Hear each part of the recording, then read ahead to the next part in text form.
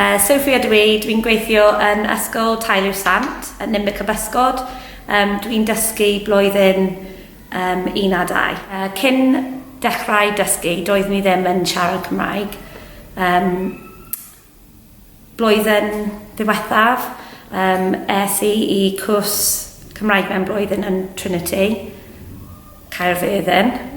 Cyn mynd ar y cwrs, doedd dim llawer o Gymraeg yn yr ysgol, felly mae'n bwysig I fi I dysgu Cymraeg.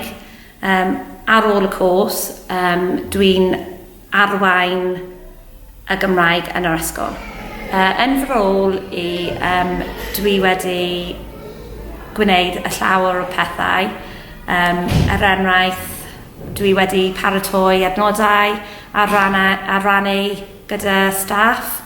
Dwi'n gweithio gyda crw Cymraeg a athrawon. Nawr rydyn ni'n cael llawer o hwyl gyda'r Gymraeg yn yr ysgol.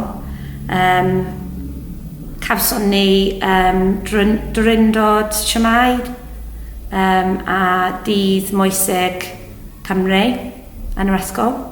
Erbyn hyn, dwi'n dysgu Cymraeg ar draws yr ysgol. Hefyd, dwi'n helpu staff I dysgu Gymraeg. Dwi'n rhoi targedau i'r staff. Rydyn ni'n arddysgu gwersi gyda'n gilydd. Eleni, dwi'n gweld y Gymraeg yn datblygu bob dydd. Yn mis Mehefin, cawson ni Gwobr efydd siart iaith. Rydyn ni'n falch iawn achos 2 years ago I would have never thought we'd be in the position to win the award. All staff are on board. The kids' attitude to Welsh has changed. They love it now. They can't wait for the Welsh lessons. Just really proud. Dwi'n hoffi yn Cymraeg achos mae'n wych. Welsh improved around Ysgol Taylor Sant because there's lots more Welsh around the school. And it's improved because we've been going on more Welsh days around the school. I am very pleased that Sophie's been nominated for the award. It was great for her to go onto the Welsh sabbatical. We needed somebody in the school to take on the Welsh and lead it and enthuse the children.